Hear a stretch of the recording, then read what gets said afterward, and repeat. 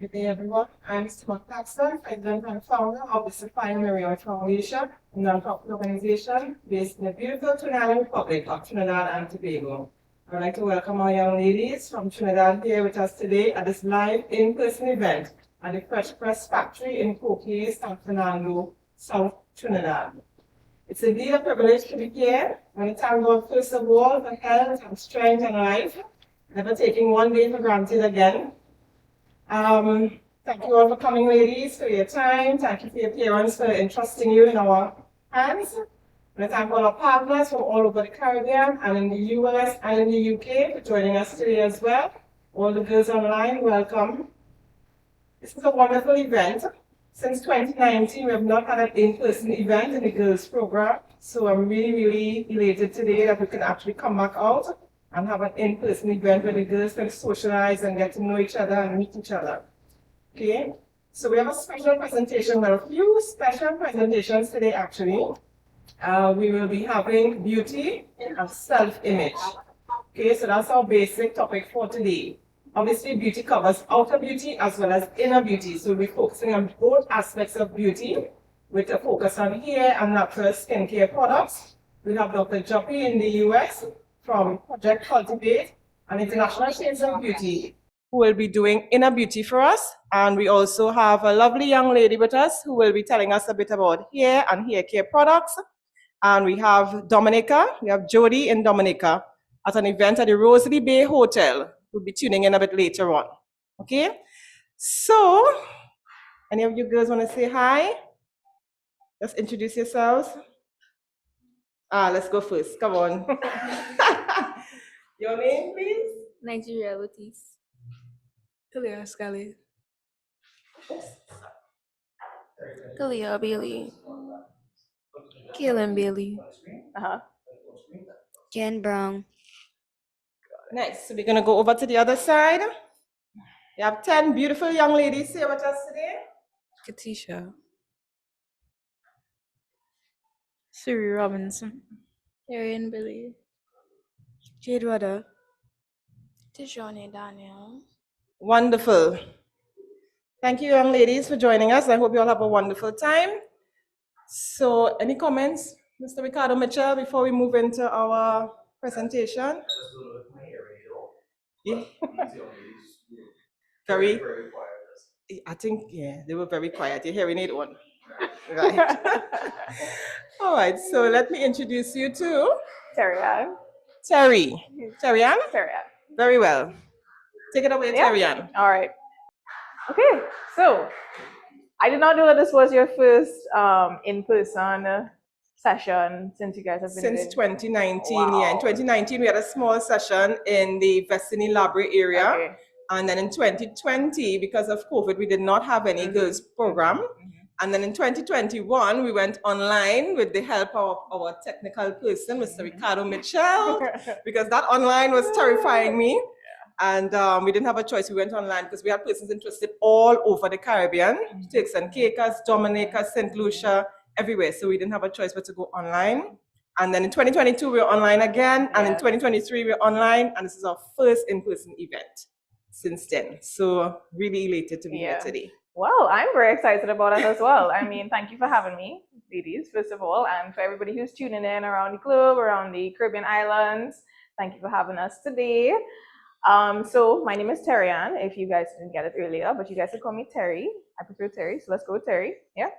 All right, so we're going with Terry. As I was introduced by Ms. Claxton, I'm going to chat with you guys a little bit today about hair care and hair products and that type of thing, but I'm also going to circle it in a little bit with image and beauty and how much our hair, plays a role in how we see ourselves and our self-image and our confidence and all that types of stuff. All right, so a little background on me. I previously owned a hair boutique a couple of years ago. I can't say exactly how long it was pre-pandemic, for sure. We closed that business just before the pandemic, and now I am in the events industry. All right, but I do know quite a bit about hair because when I did run that business, we specialize in natural hair and natural care, hair care for natural hair mostly. And as I can see, a room full of natural hair, I'm naturally included. All right, and I know that some of the girls across the different islands and stuff, you guys will have natural hair as well. And if you don't, that's okay, because we're talking all about hair in terms of whether you're natural, regardless of your type of hair, etc. All right, so question time. Getting into questions. Really. So tell me by raise of hands, and you guys can raise your hands on Zoom as well. All right, so Kadi will tell me. How many of you don't exactly feel your best if your hair doesn't look its best? So you're okay. You're all right if your hair doesn't look its best. You're still gonna feel good, right? Yeah. So a lot of us, all right? That's quite a few of us. How the hands looking online? All right. A lot of hands online, all right? So generally we don't feel our best if our hair doesn't look our best. Now for those who didn't raise their hands, this question is for you guys. How are you gonna feel about your confidence if you bald? Would you feel like you could rock a bald head?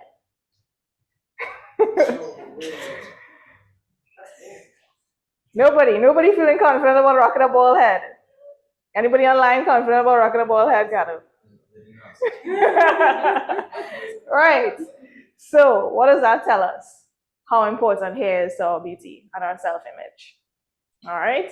Because as women, that is a part of our beauty. All right, it's not the only thing that makes us beautiful, but it plays a huge part. All right, so we like to look good, but our hair plays a major role in that. All right, so seeing that hair has such a big impact on how we perceive ourselves, our image, how good we feel, our confidence, all those types of things, our hair has to look its best. Yeah, we have to make it look nice, has to be styled right, has to be moisturized. No? That was a shake hand? All right. So it has to look its best. Okay, by most standards, it has to look its best. All right, and we can do simple things to ensure that our hair looks its best so that we can come out the best versions of ourselves to the public, the way we present our images, the way we look, and our level of confidence, just simply by how we style our hair. All right, now we could get very technical with this, guys, so bear with me. I'm gonna keep it very simple, okay? There are a lot of hair types out there, all right? We have straight hair, curly hair, natural hair, afro hair, somewhat curly, not so curly, locks, dreadlocks, short hair, long hair, thick hair, thin hair. The sky is the limit, all right? But the basics remain for every hair type. And that is simply understanding your hair, giving yourself the right products, and maintaining your hair the best way that you could. All right, we don't have to get too fussy with it because hair care gets expensive. Yeah, how many of us can agree that hair care gets expensive? I saw those eyes. Hair care gets expensive. Ladies online, hair care gets expensive? Yes, they do. Hair care is expensive, okay, no matter the type of hair that we have.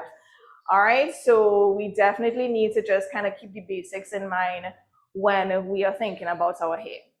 So the products vary. There are a zillion products on the market, as we know. You will see it online, we see it in Pennywise. The shelves are confusing. Okay, it is, regardless of your hair type. So what we like to keep in mind when we are thinking about hair type or how we're just gonna make sure our hair looks its best, I like to keep some rule of thumbs in mind. Okay, now there's something called porosity. This is a very big topic, all right? And I think I'm gonna lose you all a little bit if I get too much into porosity, but we're gonna touch on it very lightly. How many of you are aware of hair porosity? Any of you in your room know? Okay, nice. All right, good. So we have a little bit of an idea about porosity. How's the online hands? No hands online. All right, so let's just touch very quickly on hair porosity because I don't want to confuse you. Porosity. Yeah, hair porosity. All right, so hair porosity is really pretty much our hair's ability to absorb moisture. All right, and that's essentially on the cuticles of our hair strands. So on every single hair strand, there is cuticles. Have you guys seen a Pantene commercial? But then again, I mean, okay, I'm showing my age with the Pantene commercial. All right. Okay, so I guess you haven't seen a Pantene commercial in a while. Or any kind of hair commercial, whether it's a shampoo. Sometimes you may see a zoom-in photo of a hair strand. It looks like it's like a microscopic view, and it kind of looks like you're seeing the structure of a hair strand, right? So it somewhat looks like shingles if you really look at it properly. All right, so you know, like shingles on a roof when it's kind of layered. All right, so those are the cuticles on your hair strand. And sometimes those cuticles could either lie a little bit flat, they could be a little bit open, or they could be very open. All right, and that is pretty much the difference in our porosities. So sometimes we have low porosity, if the cuticles are very much closed, medium porosity if it's a little bit open, and then high porosity if it's very open. Meaning that when you put moisture into your hair by your products, your hair creams, your moisturizers, your butters, whatever the case is, your leave-in conditioners, any of those types of things, depending on the porosity of hair that you have, it's going to determine what type of products that you have to use and how long that moisture is going to stay in there.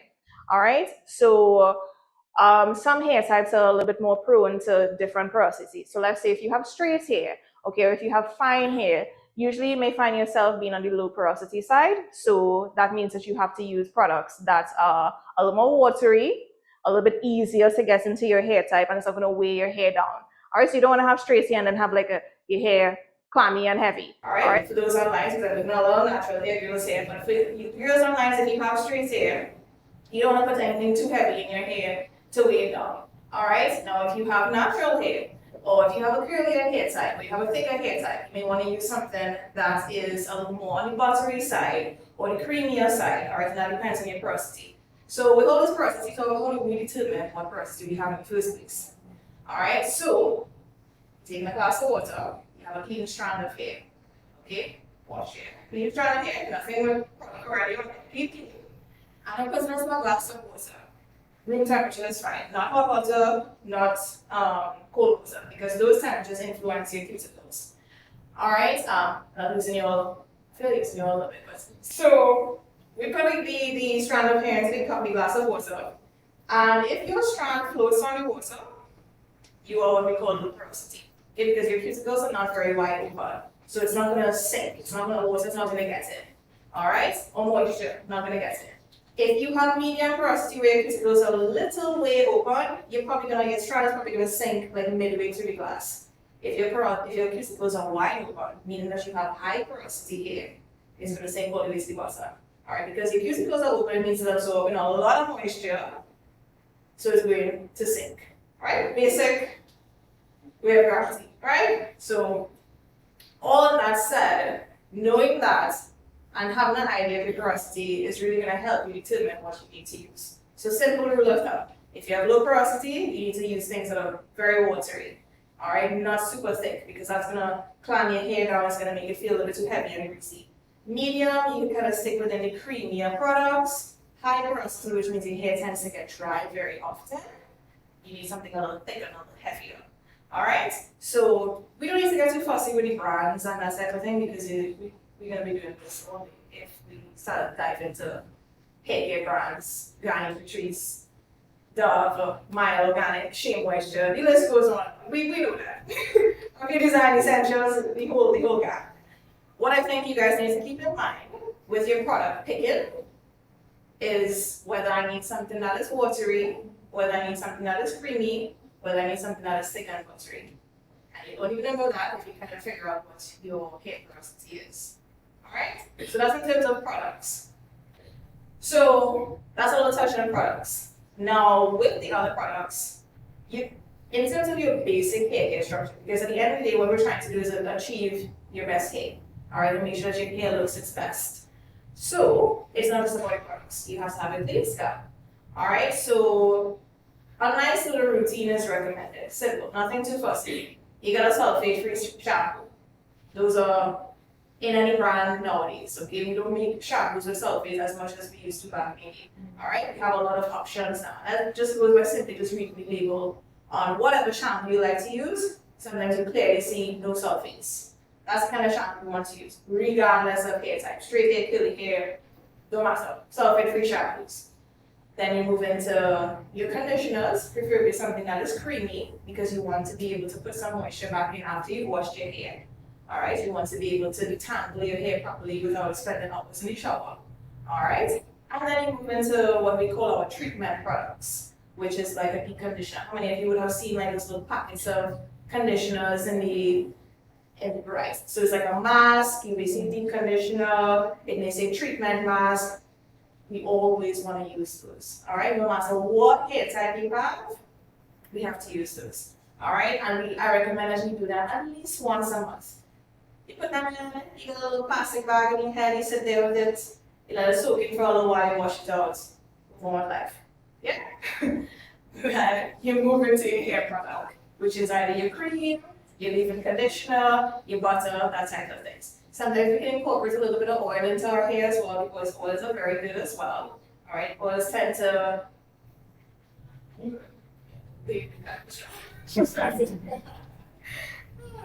oils tend to seal the moisture in. All right, so after you do all that fun stuff, you wash your hair, you condition it, you keep conditioning it, you put your products in.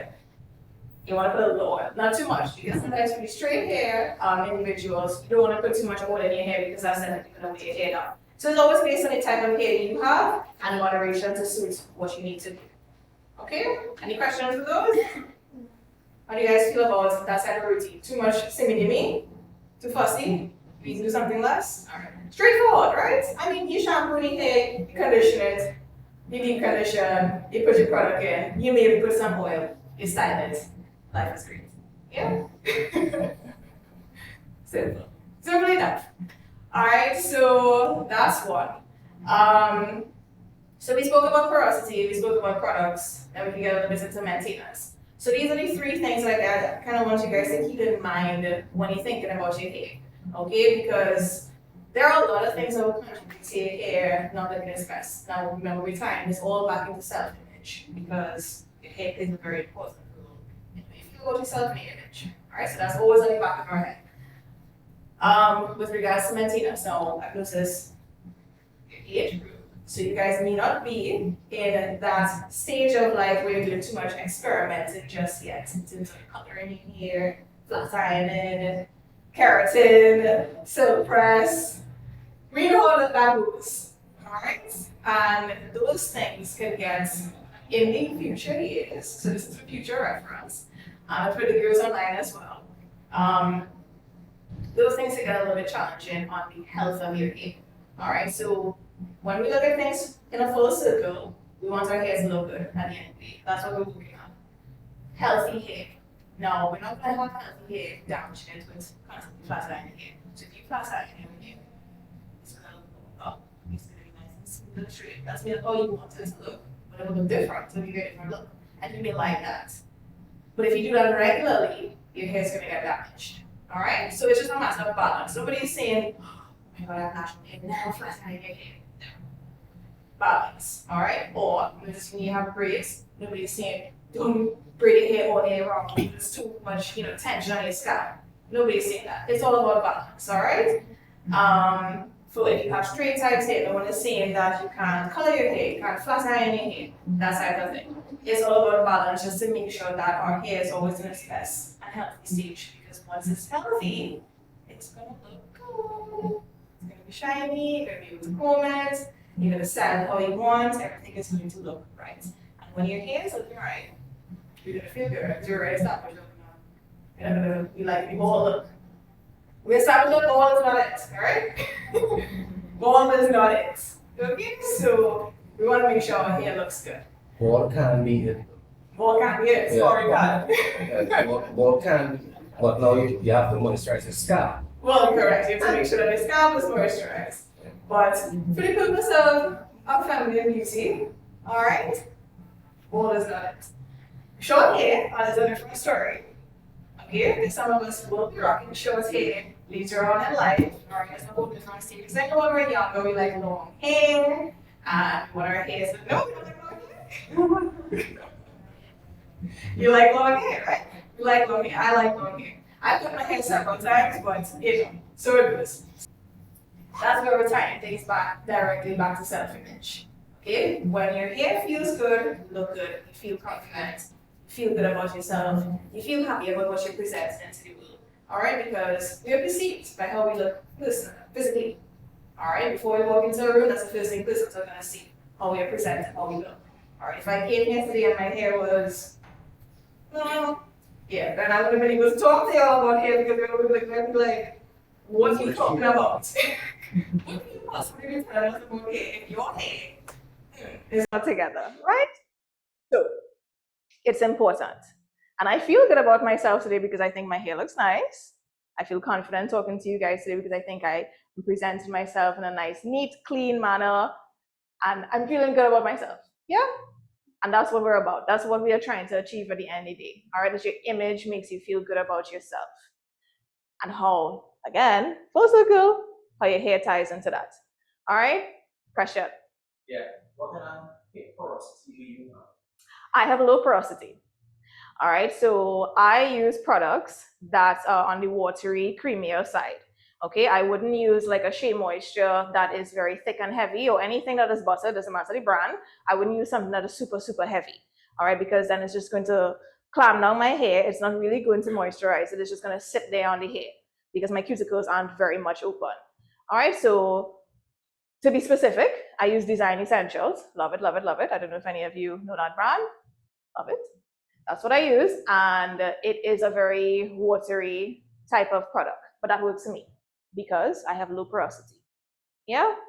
If I had high porosity, I would have tried something like Shea Moisture Curl Enhancing Smoothie. Natural girls know that one for sure. If you, no offense if you all don't know it, but if you're natural, you need to know that one. Okay, that is a serious hair product. If I had straighter hair, I would have used something probably from the Garni Fructis line, or the, what's that other one? Oh God. Help me out, guys. What are the, Tresemme? Yeah. Tresemme. Right.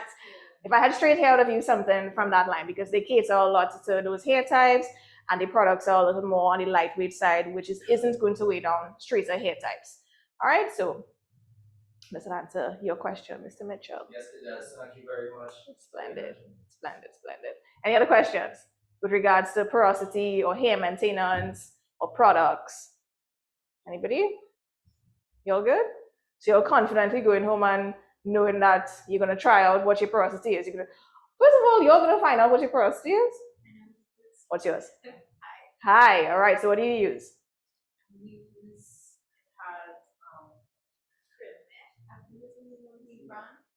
Okay.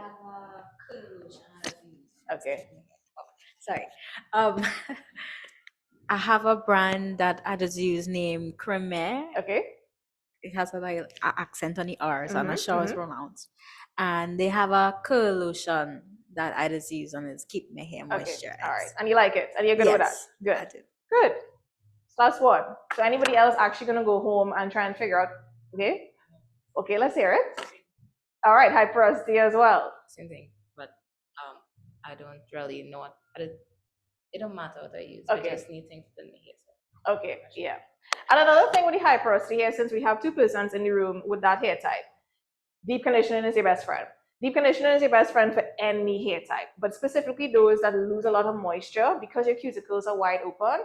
As fast as you put that product in, you walk outside and your hair feels dry because you're exposed to the elements and your cuticles is pretty much letting that moisture out. All right, so you have to pay extra attention to the moisture levels that go into your hair. So you kind of have to, do extra treatments. So let's say the average person may do a hair treatment once a month, you might have to do it twice a month, because it's just a moisture thing. Now, the treatments doesn't have to get expensive because we already spoke about how expensive hair care could be for anyone, but there are alternatives, all right? There are homemade recipes sometimes instead of using the store-bought products. Sometimes we use mayonnaise, sometimes we use yogurt, sometimes we put bananas and avocados together and mash those, and you could get a nice mask. You put a little honey in it. Eggs, because it's protein, so there are options if you aren't in a position to get something that is on the more pricier side. All right.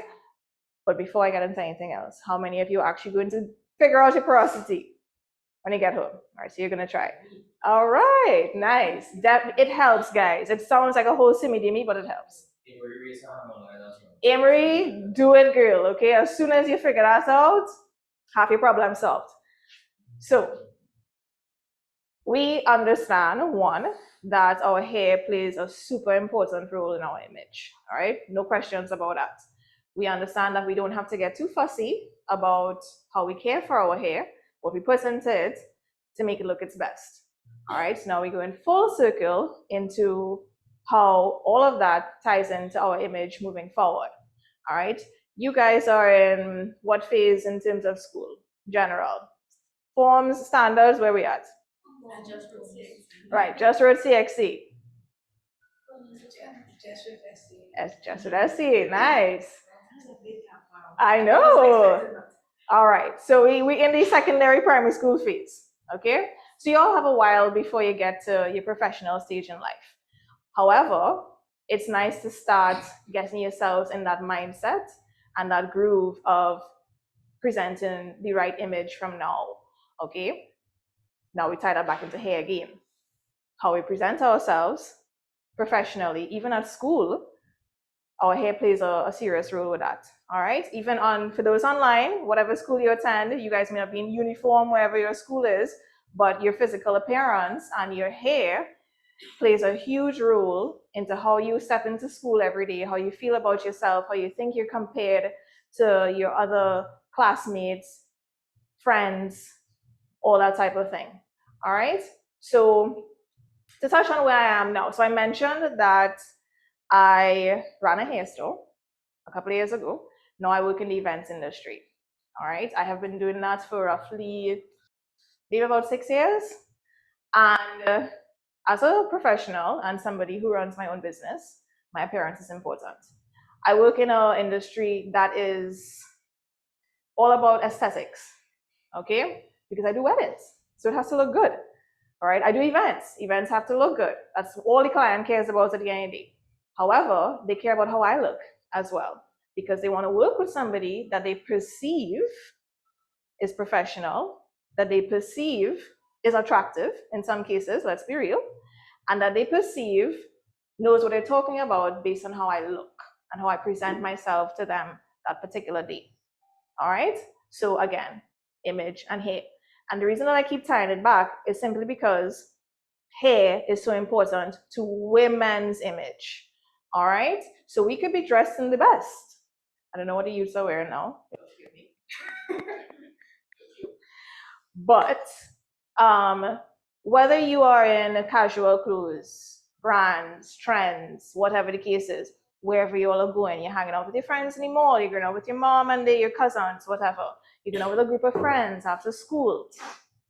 You're going out with a group of friends after school.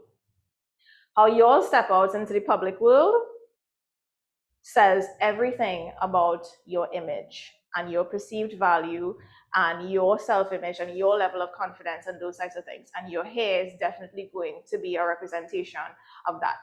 Before you walk into a room, the first thing people are going to see is you physically. I walked into this room, I didn't open my mouth. You all saw me first physically. You all saw what I wore, what I'm wearing. You saw my hair, and vice versa. All right?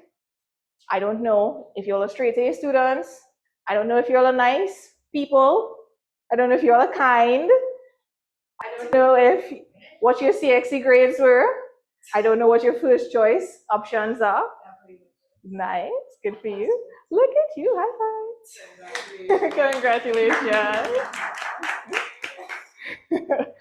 All right, so you want to step into NAPS in September looking your best, yeah?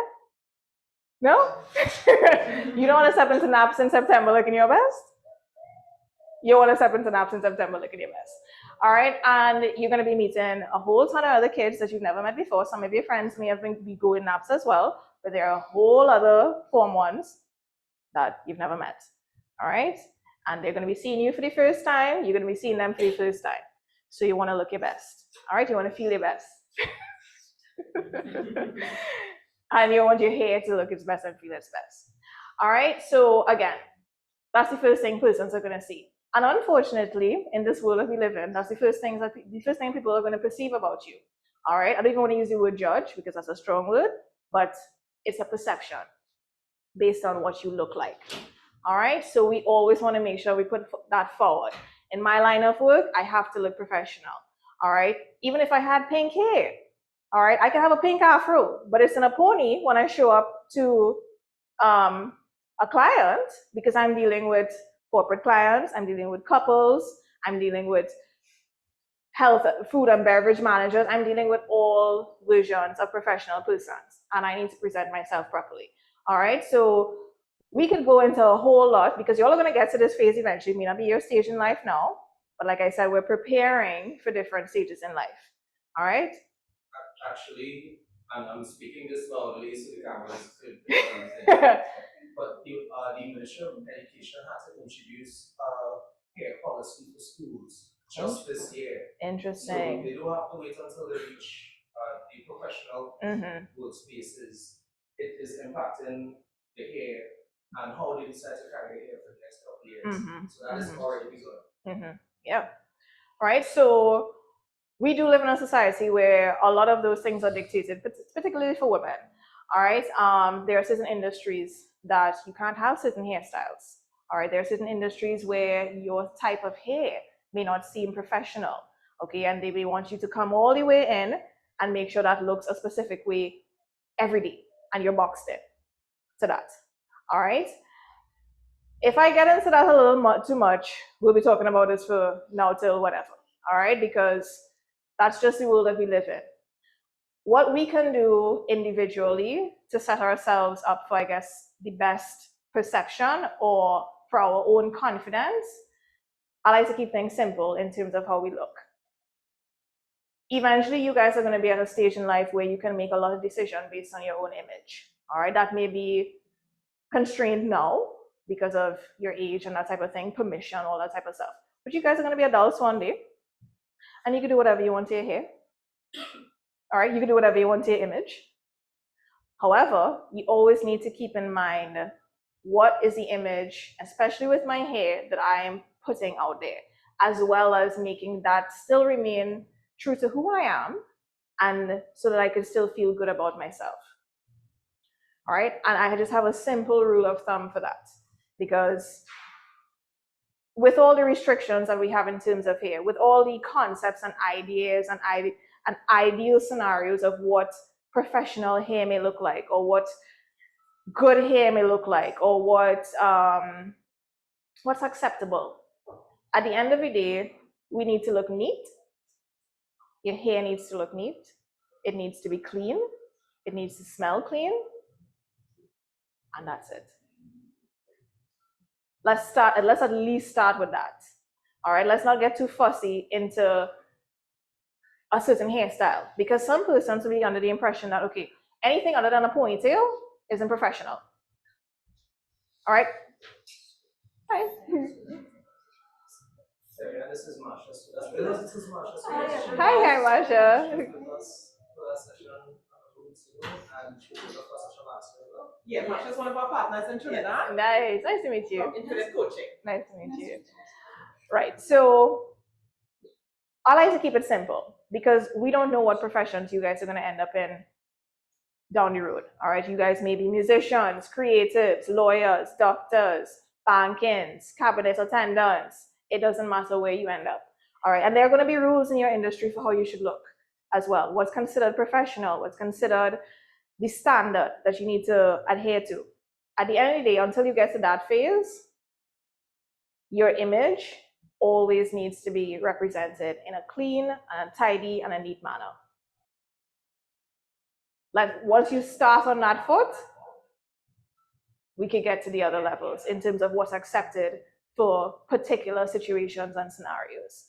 But nobody's ever going to perceive you in a negative way. Your image is never going to come across in a negative way as long as you're looking tidy and neat. Because like I said, if I showed up in here a little bit disheveled today, y'all would have been like, what's going on here? All right? Even if I had colored hair, even if my hair was green, I could have still showed up here with my green hair, neatly, and have been perceived positively. All right? So that's where we're at full circle with here. So the things that I want you guys to take away today is the importance of it. The importance of how much your hair plays a role in women's beauty, all right? Your self-image as women, and how you present yourself to the world with your hair. And then 2, the simple things that we could do to keep in mind for our hair care, simple things to understand so that our hair looks its best, simple products to use that our hair looks its best. And then thirdly, taking those 2 things and making sure that whatever we present into the world after that, our self-image is the best version of ourselves. How we feel represents the best version of ourselves through our hair. Because at the end of the day, we're going to keep it neat, we're going to be tidy, and we're going to feel good about what we are and what we're presenting. And that's it. Any questions? I have questions, but it might be unfair because all of them like your hair is natural now. Yeah. But when you were going to school, the first thing that you told girls was about the dangers of too much flat iron in your hair. But you had straight hair. I had straight hair for years. So let me touch on that a little bit. So when I was a kid, my mom decided to relax my hair. That could have been maybe the standard 4 period, not too early in that stage. And it could have been at least standard 5 because I think I was preparing to get into secondary school with straight hair because I felt like, secondary school, we're not doing natural hair anymore. I'm a big girl now, all right?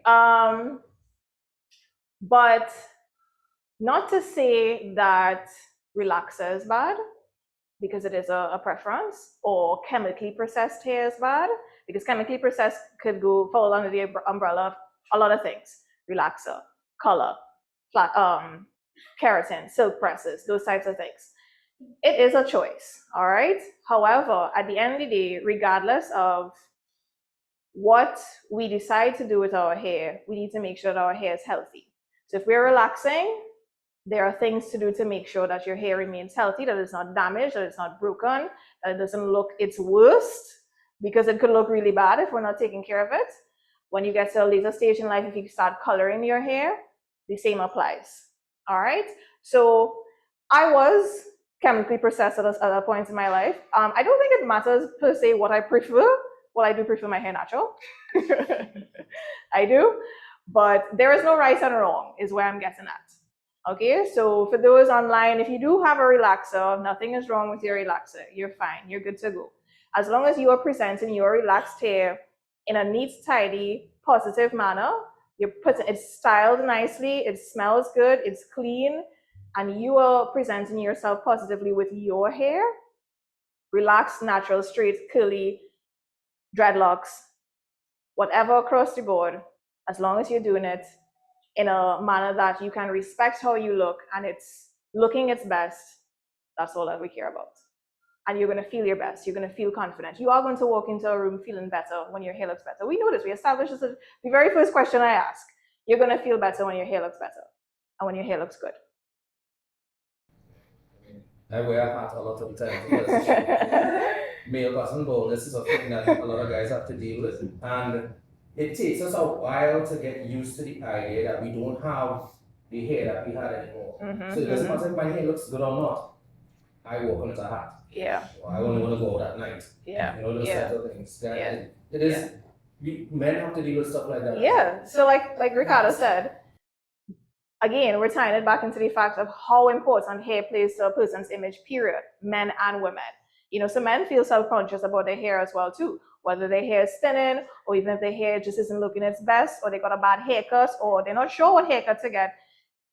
It plays a really huge role for men as well. All right, so that's what we're taking from it as well too. Anybody else have another question? No, I'm good. Ashley said, no, I'm good. Okay, you're good. Any questions in here? All right, so your takeaway, one last loop of your takeaway. Your hair is important to your image. Don't ever forget that, especially as women. We want it to look its best. We need to take care of it. We don't have to do a lot of expensive things to take care of it, but we have to take care of it. And however we present it into the world moving forward now, or even when we get older, is a huge part of our self-image and a positive perception that others will receive from us. Yeah. Thank you for having me, guys.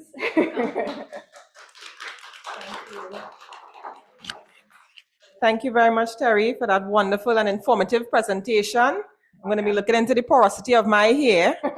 As you guys can see, I have natural hair. I've always had natural hair, believe it or not. I'm in my 40s. I have never done any chemical treatments to my hair. I mean, I was always like your age, kind of a little curious and stuff. So then the back I put a little relaxed. So there's a little, you know, in the back a little bit just to see what it looked like, you know, because in those days, you know, as Terry's saying, that was the trend, you know, straighten, relax hair, that kind of stuff. But I'm thankful that I never did anything, as I was conscious that, you know, I like the quality of my hair and I didn't want to spoil it, because the relaxers, if you don't really treat your hair properly with it, it could really damage your hair. So I'm glad I didn't do anything with my hair, but I still have the challenge of what product to use, if to use butters and, you know, lotions and all that kind of stuff. And something's not heavy enough, something's too heavy, it's too greasy, it's too light. Yeah. So there's always that challenge, but you know, I'm glad to have my natural hair. So thank you girls for listening. Those online, we want to thank our sponsors, very, very important people, our financial partners, as we can see from our lovely banner here. It was done by Purple Cow, National Gas Company of Trinidad and Tobago, NGC, GMMB Bank, the Unit Trust Corporation of Trinidad and Tobago, TGU, Trinidad Generation Unlimited, and NLCB, National Lotteries Control Board. Without them, we would not be here today. We really want to thank them. We want to thank Chimming as well. They have contributed some samples here and scrub and moisturizers. So in your bags, you'll find some little samples. You'll be able to try their curling butter and that kind of stuff, right? Okay, so we want to thank them.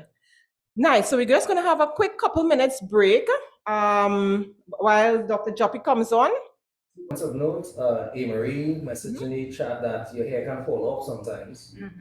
And Dr. Robyn Joppy, who's our next presenter, she said great information. Yeah. Thank you, Doctor. Dr. Robyn Joppy is of the International Shades of Beauty. Beauty, yes, in the US, yeah. So she's going to be focusing on inner beauty. Okay, beautiful. Right, yeah. That is a challenge. Your hair breaking and falling off and that kind of stuff as you get older. That's what I'm going through right now, in the sense that, you know, it's kind of dry and sometimes you're picking on it and, you know, it's shortening, you know, and that kind of stuff. But yeah. So, okay, so we're just going to have a quick couple minutes break while we take your orders. Okay, and give those online. We're doing a beauty brunch this morning, so we're going to take those food orders. Oh, very nice. See Dr. Joppy, yes, my camera. Right, and we're going to have Dr. Joppy on in a couple minutes, right? Okay. Right, ladies, so we're going to continue the second half of our session with Dr. Robyn Joppy. But before we do that, we would like to present, who would like to present? Katisha? Would you like to present Terry with her gift bag?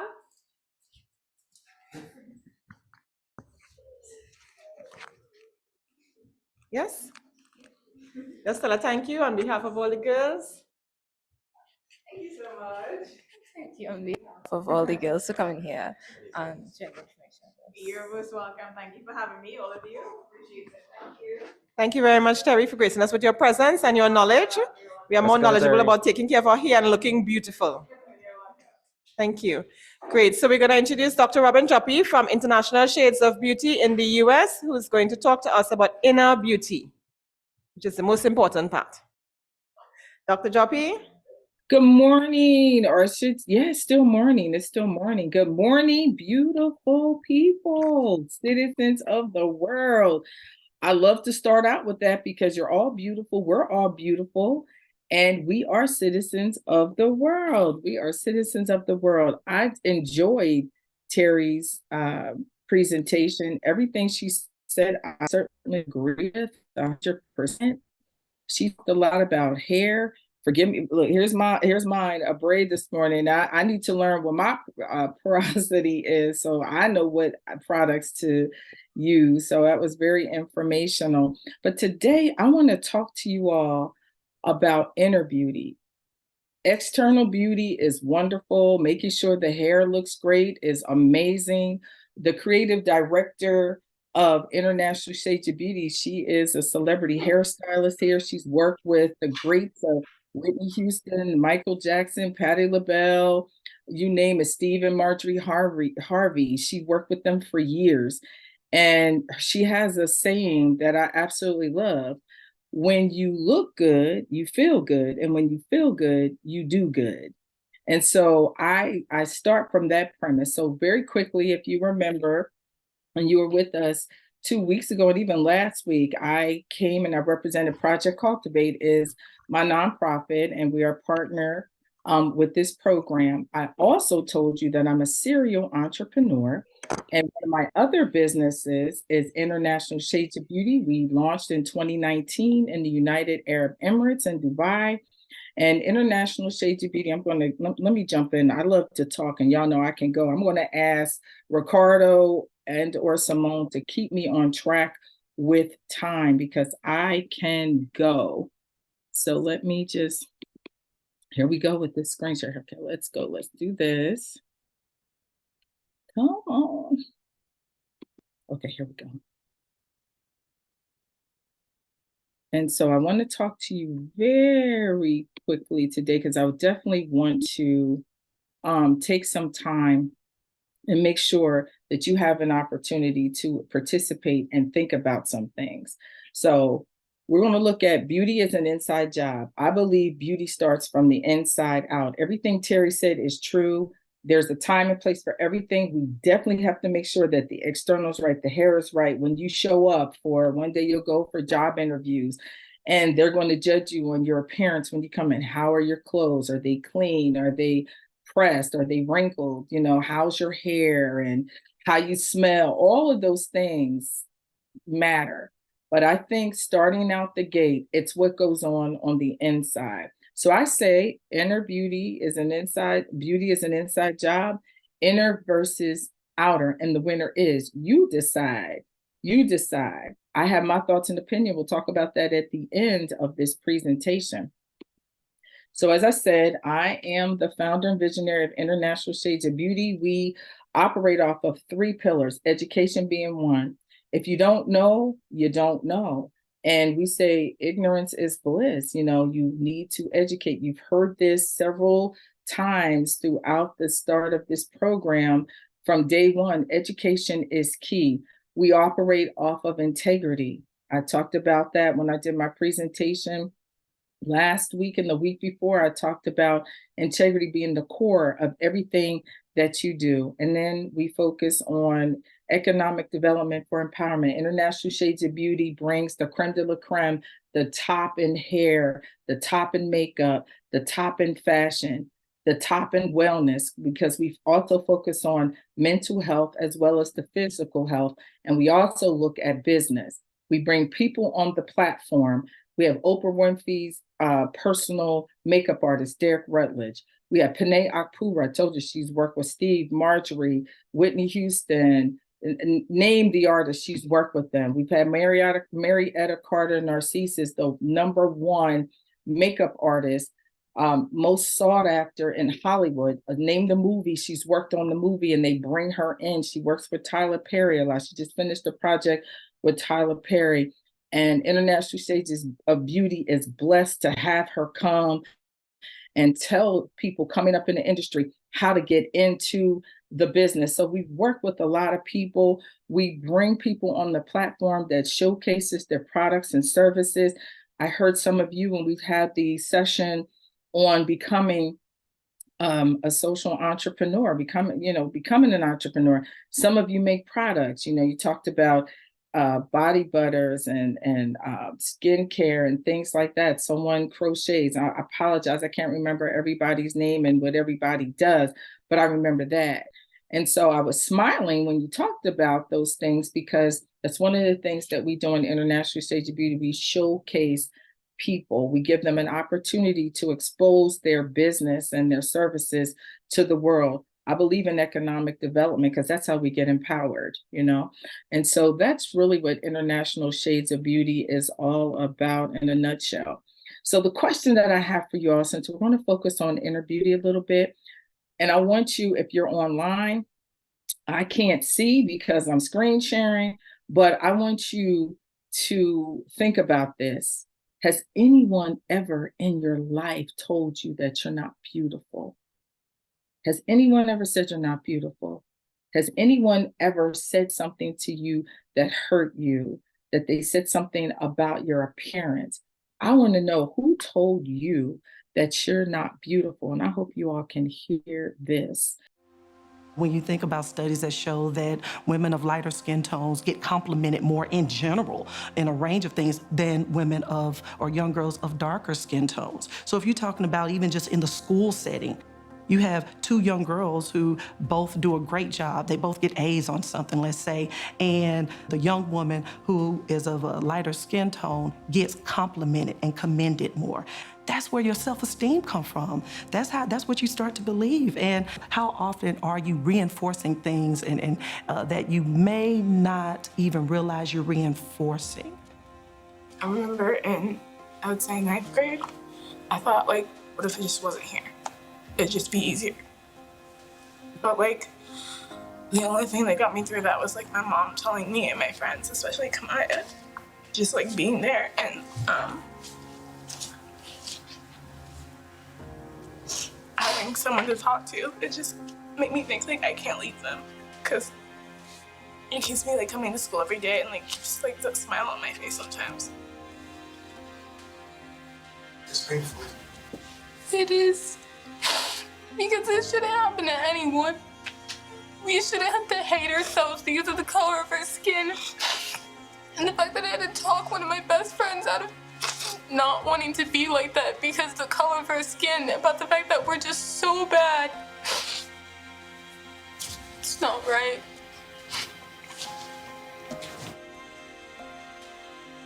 You have to love yourself and love the others around you and know that you're gonna be okay. And you have to stay strong.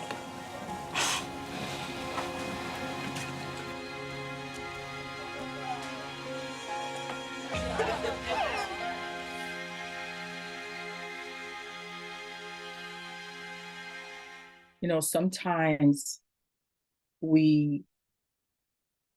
and I get emotional every time I hear these stories. I get a chance to talk to a lot of girls and women around the world. That's what we do with Project Cultivate and International Shades of Beauty. And it is disturbing to me when I hear young girls, especially, and even women, grown women, how they feel about themselves. You know, colorism is still a big thing in this century, this day and age, talking about color, light skin versus dark skin and straight hair versus curly hair. Somebody has to mute. I don't know what all that background noise is, but it's whoever is hosting the room, maybe you can make sure everybody's on mute since we're recording. But we are still dealing with color complex. All skin types matter. That's International Shades of Beauty. That's what we use the platform to discuss and advocate for. Every skin type is beautiful. We're all beautiful. And you all probably know Kelly Rowland. She used to sing with Destiny's Child. I want you to listen to Kelly. Do you remember the first time you heard the thing that you are referring to as colorism? The first time I had a little boo friend, actually his grandmother compared me to the color of a paper bag and said that I was too dark chocolate for him and he couldn't date me. And I said, what the hell? I literally was like, what does that mean? And I came home and I talked to my mama T about it. And she said, that's a definition of colorism. And I was like, what is, you know what I mean? It was like that moment. Okay. It affected me in a way where I was just always uncertain of how I looked. It started to define what beauty was to me. Okay. In the entertainment business, it manifested itself in constant comparisons. When it came to like my skin color, I was hearing everything left and right. Well, she's darker, or she's the darkest one in the group, or she's a really chocolate one. I would always hear that. Was there ever a time where you thought, maybe I should try a bleaching cream? I never actually thought to myself, I want to do a bleaching cream, as much as it was, I just want to be Mariah's shade. Because that was who I was looking up to. Gorgeous. She's gorgeous. Yeah. You're dancing around in fields with I was like, life looks beautiful. We've all seen what's happened over the last couple of years with the Black Lives Matter movement. However, we don't really see much about colorism, but it's a massive problem within our communities. It's been the said unsaid. I think that it makes a lot of people uncomfortable. And I think that if we make ourselves aware of it, then we can actually move on. So I hope when you're listening to these people talk about the things that have could have affected the way that they see themselves, the way they're accepted in society, and what the focus is on. Inner beauty, and we're going to get more into it in a few minutes. It's even more than colorism, but that's a big thing in our culture. We are still looking at hair as a topic of conversation.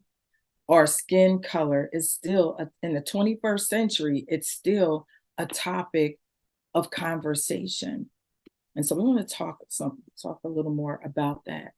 For those of you who are young ladies of faith and you follow the Bible, you're Christian, David said in Psalms 139:14, and this changed my life as a young girl growing up, because I had some self-esteem issues myself. I was taller than the other children. I'm tall. I'm 5'9" for a woman. That's tall. Until I went to Finland a few weeks ago, and these women over there are 6'2". I'm not 6 feet, but I'm tall. But imagine, coming up through a primary school and high school, and I'm taller than everyone else. But God had a plan and purpose. That height served me well later in life. I didn't appreciate and understand it at the time.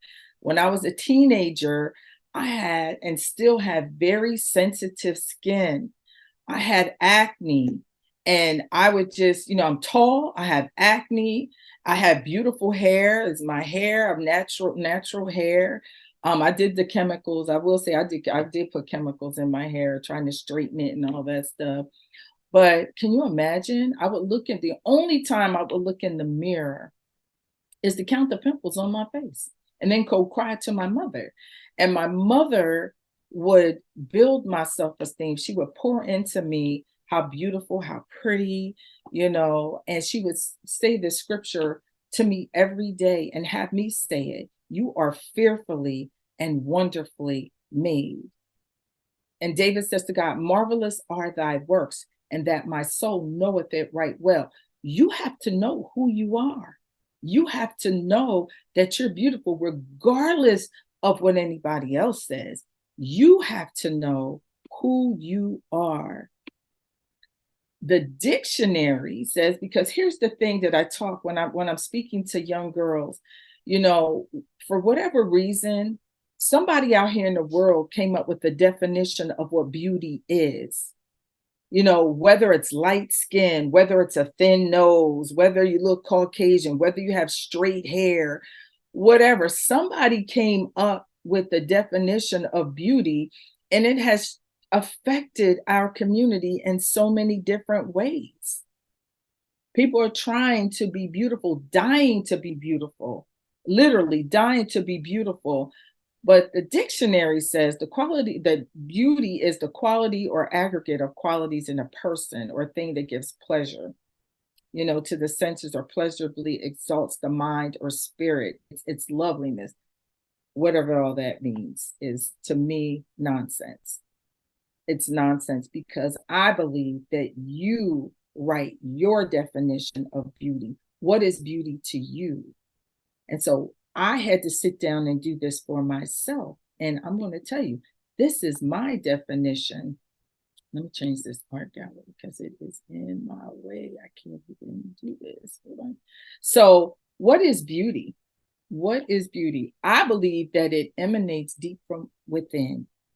It's the reflection and representation of one's inner being.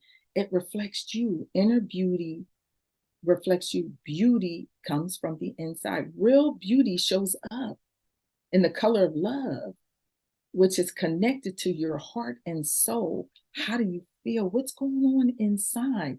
Both real beauty and true love represents all colors, All shades matter. All ethnicities matter. We all matter in this world. And it matters in all races. Real beauty is being comfortable in your skin and embracing every other human being's inner beauty while accepting their outer beauty. Everybody doesn't look the same. Can you imagine if the whole world looked the same? We have to learn to accept other people and not judge people based on what they look like. Because guess what? I wasn't there when my mother and father, got together and created me, and God used their DNA, because I look like both of them, and created me. I didn't have a say so in the color of my skin, the color of my eyes, how tall I was going to be. That was God's doing. So we have to accept that. I want you all, as we go through this, to write your own definition of beauty. What is beauty to you? What does it mean? I submit to you, it starts inside. What happens on the inside will manifest on the outside. So we talked about outer beauty earlier with Terry. Terry talked about, she focused on hair. She told you about how to dress and how to show up. And I concur and agree with everything she said. Outer beauty, the good quality of physical appearance, how you show up, considers your features such as facial symmetry, your skin texture, your body, your shape, your color, your complexion. That's all outer beauty. Inner beauty, and you can read the definition. It's your personality, your values, your beliefs, your character traits, all of these things that make you a good, kind, and compassionate human being. So I ask the question again, what's more important? Is it inner beauty or outer beauty? Definitely both are necessary, but there's a balance. I still say that beauty starts on the inside, and we got to work on the inside first. When we feel good, when we look good, we'll feel good and we do good. I subscribe to that. I do believe that. I don't care how much makeup you put on. Some people, they just can't come out the house unless they're fully painted, made up. They try to use makeup to cover up something that's going on in the inside. Everything has to be perfect. The hair has to be perfect. Every strand, the eyebrows have to be right. The eyelashes, everything has to be perfect. All along, the inside is crying out for help. I believe this inner beauty shines through layers of foundation.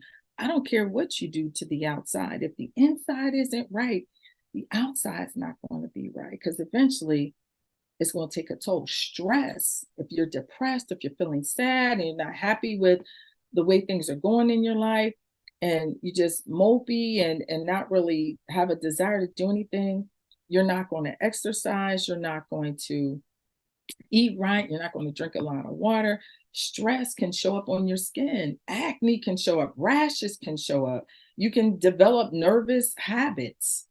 I've literally sat in rooms where I watch people who are going through, young teenagers like you are, literally sit there and pull their hair out of their head, hair out of nervous habits.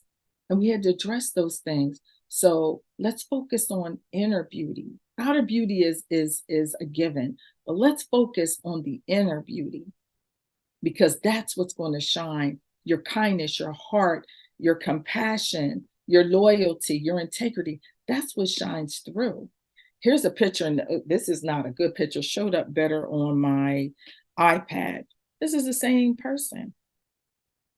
But look how she transformed herself. Look at the nose. And then she went over to more, I say, a Caucasian looking nose. Look at the face. This is fuller. She contoured the face. I'm not knocking people for what they want to look like. I put makeup on. There's certain events and things that I go to. International Shades of Beauty. I travel all around the world. I'm meeting celebrities and kings and queens in Africa, all over the place. And I want to look my best when I go there. When I'm at home, what you see is what you get. We do the natural, okay? But you have to make sure that you feel good, that your definition of beauty is always in play, not what somebody else subscribes to. I see everybody walking around, I shouldn't say everybody. I see a lot of people, and I travel a lot, like I said, And there's a look that's going on that the eyebrows all are looking the same. Everybody's wearing these long eyelashes that are out here looking, not even natural.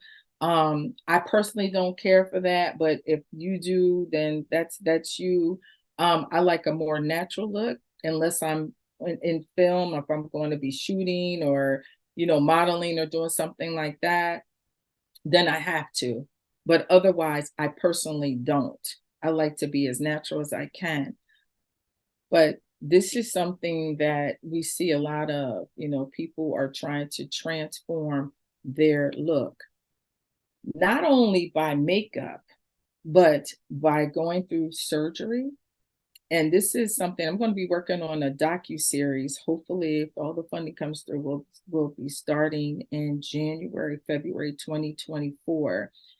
And it's called Dying to Be Beautiful. As I said, I get to meet a lot of women around the world. I've talked to mothers who have lost their daughters, young daughters, who wanted plastic surgery.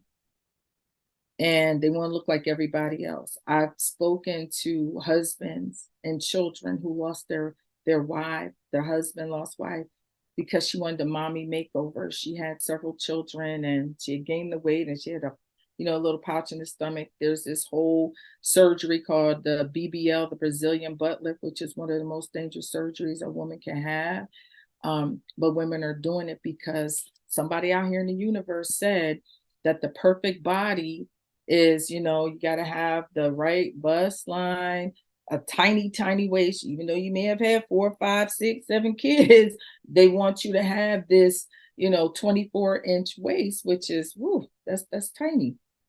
And the hips, you got to have your rear end, your buttocks has to look a certain way. So they're getting butt implants and injections and they're going to unsafe places. I've researched this, I've studied it, I've spoken and interviewed people who have gone through and who have lost loved ones. And it breaks my heart. It breaks my heart when girls don't feel that they're beautiful, that they feel like they have to go get all these breast augmentations. I'm not knocking surgery, but I want people to look at the why behind it. And if you're going to do it, I advocate for safety. Go to safe places. People are flying to other countries because it's less expensive. They're not vetting the doctors. The facilities where these surgeries are happening are not clean. And in some cases, the doctor, the surgeon, isn't even a board certified physician, not even qualified to do the surgery. And these people are dying on the tables or coming back home or in these rehab centers after they have the surgery and they have infection or they're bleeding internally and we're losing them. And that's why I say dying to be beautiful based on somebody else's definition. This picture up here in the left-hand corner, this is an African-American woman. She's going for surgery. The next picture, it's the makeup. Do you know I've spoken to girls who had surgery to look like Beyonce? And they're sad after they have the surgery, they're not happy. Well, you're not going to look exactly like Beyonce. You may not have started out with her bone structure or her complexion, or it's just not going to work. And believe it or not, I've heard Beyonce say that she doesn't feel like she's beautiful or pretty all the time. So why are people trying to look like her? Where are people trying to look like Naomi Campbell over here in the my far right? She's one of the best models. They call her the greatest of all time that's ever walked the catwalk, who's ever modeled. She's beloved. People are trying, some young girls I've met who literally starving themselves because they wanted to look like Naomi. One of the reasons that got me started with International Shades of Beauty is I don't know how much time I have. I got to be quick here, but I was on my way to Dubai, United Arab Emirates. I was going to be there for 3 weeks. As I told you, I have super sensitive skin, so I can only use certain products on my skin. I purchased my products, and they're not cheap, but I purchased my products. I'm in the airport in New York, heading to Dubai. and my suitcase was overweight. And I don't know why. I try to keep making them smaller, they're always overweight. So the guy told me to take stuff out of my suitcase and put it in my carry-on. I grabbed the products that I had just purchased for my skin type that I know I'm going to need in Dubai and put them in my carry-on, get to security. And if those of you who travel and fly, you know you can only take products that are 4 ounces. Well, I just bought industrial size products for my skin type. They confiscated the products. I was angry. I was angry. So I get to Dubai and I tell my driver, you got to take me to a store, a mall where I can get products. I go to this, and if you know Dubai, if you read about it, if you heard about it, if you've been there, you can get anything you want in Dubai. It's a very rich country, very, very rich country. Everything is there. They have one of the biggest malls in the entire world. And every product I looked at, because I have to read because of my skin. I'm sensitive.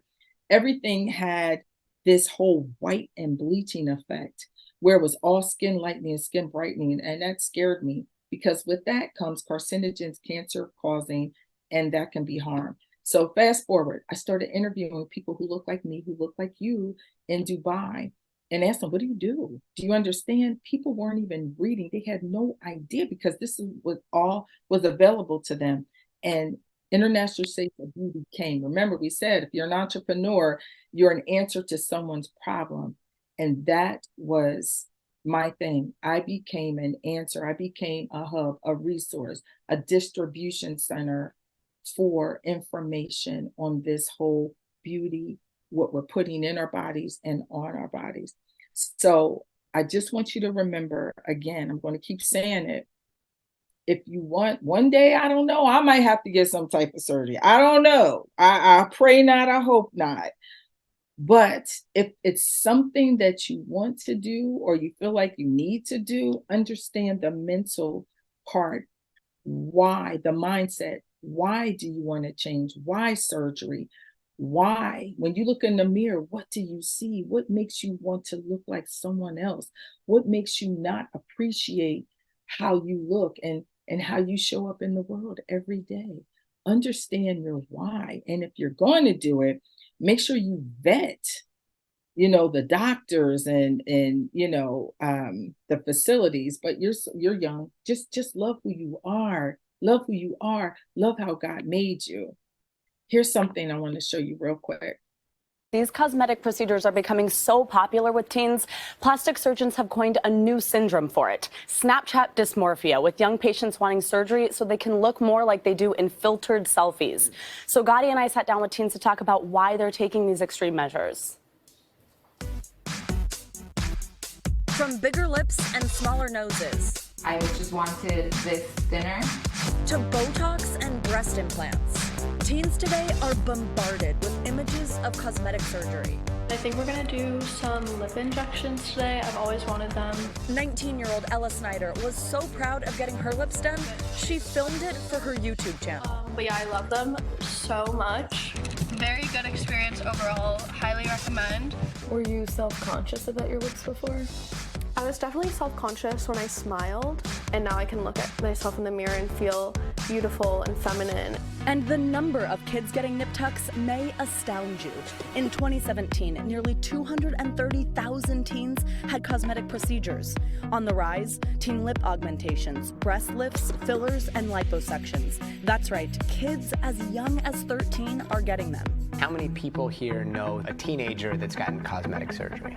To find out what's behind this, Gotti and I sat down with this group of college students, made up of interns here at NBC News and their friends. There's actually a girl on our campus. She went on Snapchat, actually, and she filmed herself getting a live liposuction. How you look is just under like a microscope, and it's just like you're constantly, comparing yourself to these people. Do any of you guys have a problem with it? Do you think that you're too young? I mean, I feel like you should wait at least until maybe 21 because you really aren't sure what you want. I mean, what I wanted at 16 is completely different than what I wanted now. I think we live in the generation where we equate our self-worth and value with literally numerical value that's on a page.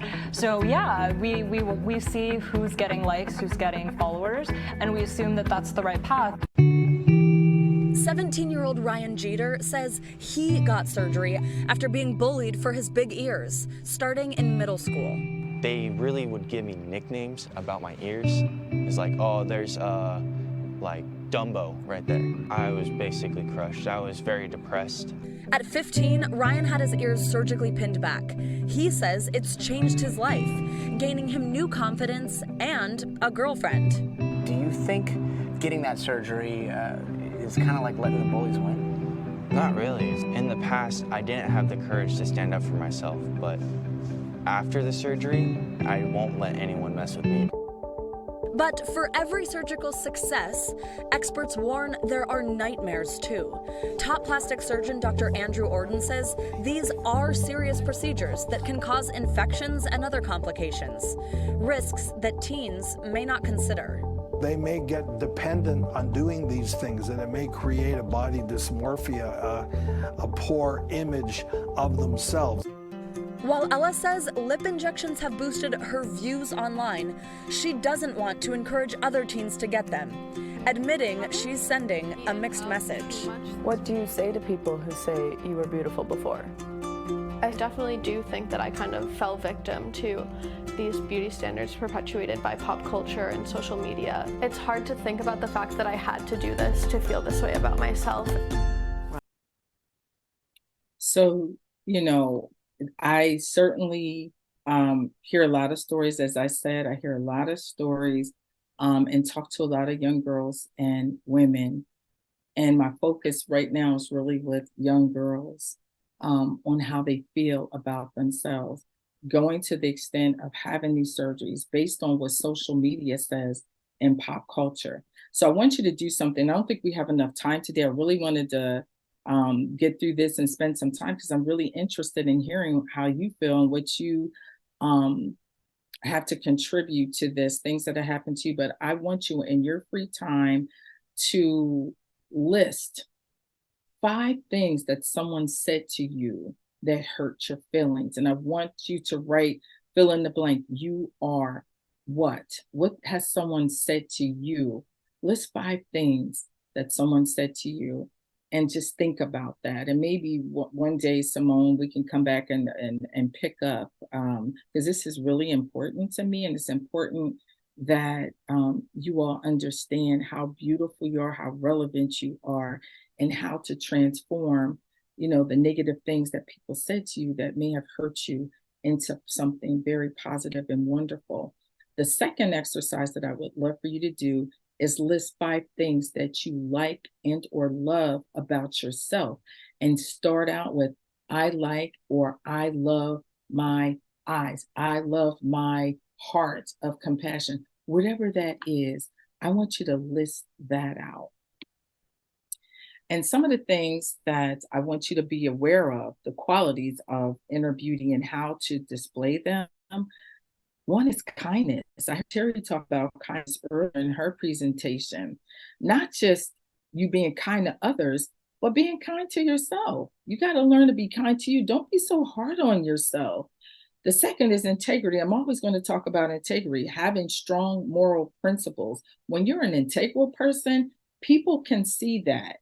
You know, if you have friends and they ask you to keep a secret and you promise not to tell, and you go and you start telling your other girlfriends or people in the circle, that's not integrity. That's not honorable. And so that will come out too. You can't be trusted. Wisdom. Wisdom is the opposite of outer beauty because we're not born wise. It's built from making mistakes and learning. And some people think that wisdom is for people who have gray hair.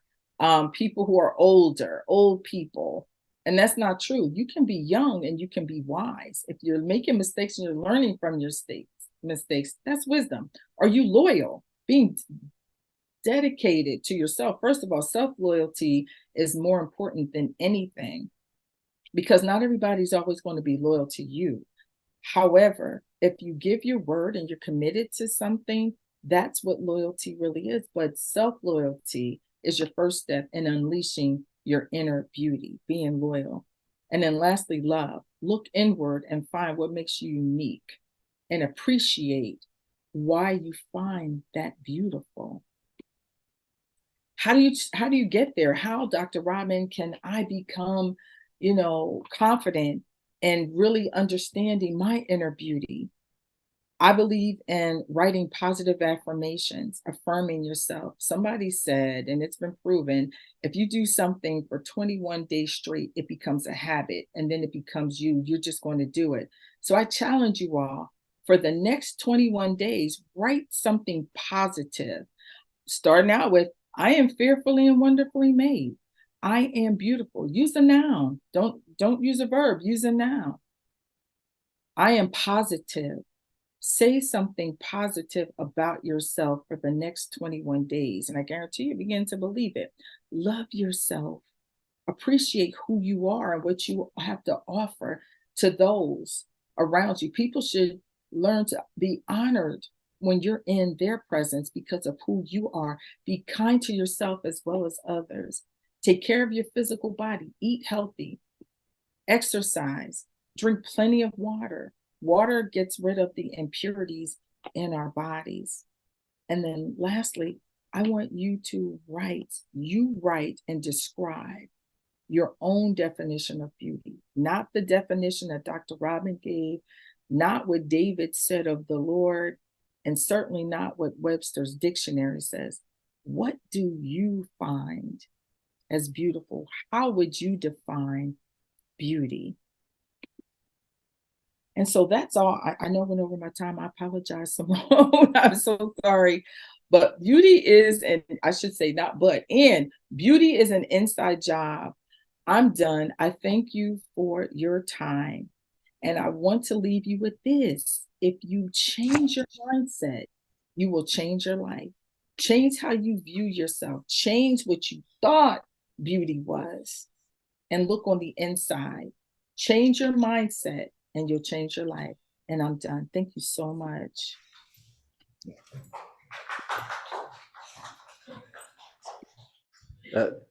Thank you, Dr. Joppy. You just received a round of applause here. I'm not sure if we caught it on camera. I'm seeing you, Talia in St. Lucia says, great presentation. Thank you all. Thank you. Anybody want to say a special thank you to Dr. Joppy? Thank you for sharing this presentation with us and teaching us about how your self-image mentally can impact you physically.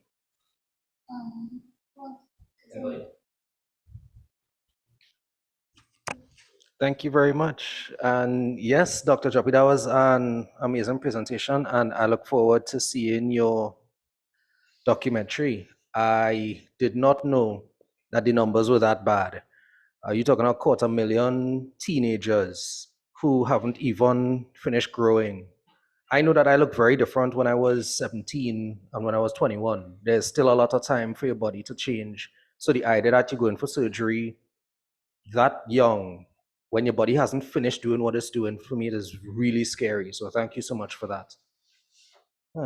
Well, I know we're supposed to switch over to Dominica right now. I'm not sure if Deborah is ready. But in the meantime, while we're waiting on that, we're going to organize the brunch, well, I guess it's almost lunch orders for the young ladies now. And I'll be back with you guys in a minute or two. Thank you. Ricardo, I was going to say that while we're waiting for the orders to come in and for Deborah to come on, maybe we can talk about some of the things that I asked the girls to do. Like, let's talk about, is there anyone in the room that had to deal with someone telling them that they aren't beautiful, or what has people said that made them feel bad, and how did they overcome that? Can we talk about that? Is there anyone you're willing to share? This is a safe place. I told you when I was a teenager, I look, y'all, if you can see me, I got big ears. Y'all see? And so the camera's off. That he was called Dumbo. I understand that because they took the elephant. I understand that, but you know what? And for the long, because they had long hair, I was able to cover my ears, I would cover my ears. I would never wear a ponytail, I always wanted my hair covered. And now, look, y'all see my hair. I have a ponytail. I wear updos. I love my ears. I show my ears. And it was when I had gone to church one time, and there was a family. There was a mother and her 3 children. Her husband died. They had a very bad house fire, and they were severely burned, and their ears were burned. The one child's nose was burned off, but the ears were burned, and they just had holes where the ears were. And so I learned to appreciate my ears, big as they are. I love my ears. I show my ears now. I have no problem. So is there anything that anyone wants to share that made them feel better, they were teased about, or it hurt their confidence? Anyone online or in the room? Anyone? Well, I wouldn't say that nobody really said anything, but as my mother likes to tell me a lot, that actions speak louder than words most of the time. So it wasn't being told anything, it was people ignoring me, people side-eyeing me, people rolling their eyes when I speak. It was more of their actions like affected how I felt. It was like, oh, I'm being ignored again, or I'm being side-eyed, or people are ignoring me. This hurts. It really does hurt. And it typically does happen in the lower forms. I wish that girl was here so I could tell her. But when you are in lower form, you're trying to still figure out yourself basically. And it is hard. It will always be hard. And thus, you will do things that will hurt others, hurt yourself, hurt teachers, hurt students. You will end up hurting others through your actions, through your words. And I just wanted to say that don't try to be that person. If you do make a mistake, please just try to apologize. Sorry, I didn't mean for it to come off that way. Sorry, I didn't mean to do that. Sorry, I didn't mean to do this. Just at least apologize for the action. Show the other person that it wasn't meant to be that way. Okay, retract. And that even though you did say it, you didn't mean it in the way you said it. You meant it in a more positive way. Like you could be like, oh, no, that hairstyle does switch in. And it's like, but how you gonna say that to me randomly? Who you is? Oh, he's not friends. But what you're trying to tell the other person is, oh well, I don't think that hairstyle is flattering on you. I find you would look better with this hairstyle or that hairstyle. But sometimes the way you say things come off in a different way. So what I want to say is, try your best, even if you didn't mean to come off in a certain way, to apologize. Like if people That is like, great advice. Oh, that's great advice. Wonderful. I love that. That is absolutely wonderful. Great advice. Yes, yes, yes, yes. Let me ask this question real quick.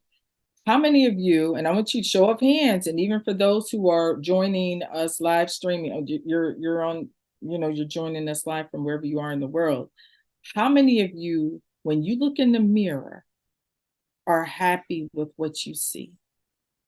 Show of hands. Show them.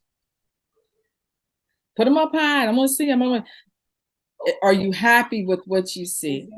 Okay, so for those who aren't, I see some who put the hands up. They're happy they see.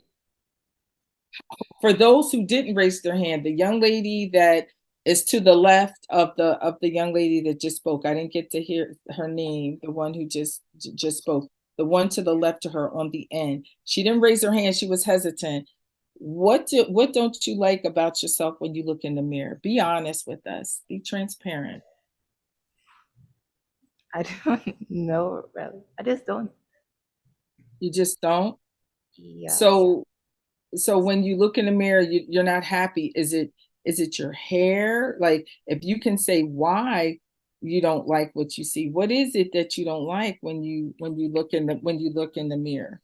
There has to be something. There's something that you're not. You say, oh, it's my eyes, or like I said, I'm very transparent because I'm way older than all of you. And I've been on this road a long time.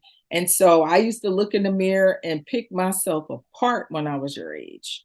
Until like I said, thank God for a strong, beautiful mother who kept putting confidence in me and showing me that I set the standard of what beauty means to me, not caring what other people think, because we just went through this whole exercise of people not happy, subscribing to what social media has to say and what YouTube says beauty is and what our friends say. When I looked in the mirror, like I said, I had bad skin. I had acne. I had big ears. I had this nose because I'm listening to what the world was saying. I have a tan now. I'm lighter shade than I am now. I wanted to be darker. I wanted to be a different color, So all of these things. So I ask again, what do you see when you look in the mirror that makes you not happy? I guess I'll always find something. It's not just one thing, I guess. Multiple. And you know what? That's not abnormal. So I don't want you to feel like something's wrong with you because you look in the mirror and you don't like what you see. So when you do the exercise, write down what you like and what you love about yourself. And then those things that you don't, we didn't go there today. Think about what inner beauty is. Think about all of the beautiful qualities and characteristics that you have. Are you kind? Do people enjoy being around you? You have a heart of compassion for other people. Those But she's doing the session. are what's important. And I think you'll gravitate away from the things that you don't like based on what somebody's definition of beauty is and fall in love with you. You're kind, you're wonderful, you're smart, you're intelligent. All of those things is what makes a person beautiful and loving and just your kindness. So focus on those. We can always put makeup on. We can always change a hairstyle. We can always have the top designer clothes in the world. We can fix up the outside, but it's the inside that matters first. And so I'm here to tell you, I'm looking at you, I see you, and you're absolutely, absolutely beautiful, stunning. I'm looking at your skin. I'm like, girl, what you put on your skin? How you get your skin? How you get your skin like that? I want to know because I'm sitting here. Tell me something. You look amazing. Your skin is incredible. You are beautiful. So I want you to look at the inside. I'm looking at your profile because I see you from the side. Your profile is incredible. Thank you. So learn to love you. I want you to get to the point where you look in the mirror and say, dang, well, you know what? Dr. Robyn was right. I sure look good today. I'm everything. And it's not being cocky, it's being confident because you know what you know. That's it. I'm sorry. Go ahead, Simone. I don't know how much time we have. We keep going if Deborah's back in the room or not. Thanks, Dr. Joppy. Thanks so much for that.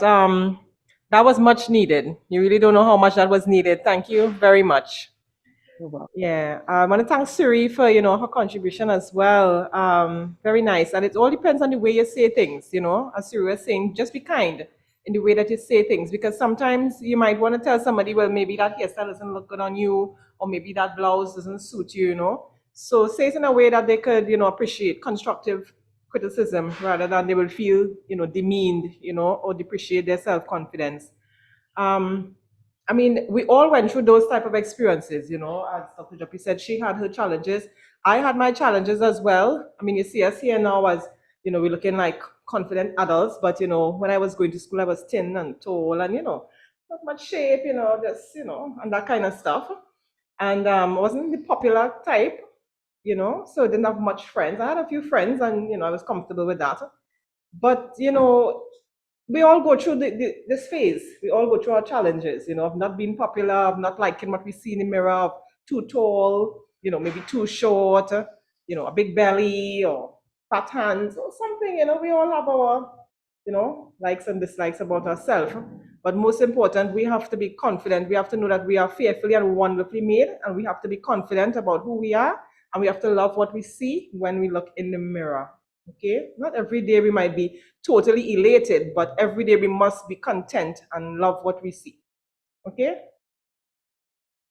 Dr. Zena's in the chat, and she said she only loved how she looks now, over 40 years later. She says as a child and teenager, she hated being taller than everyone and having, she says, a flat behind.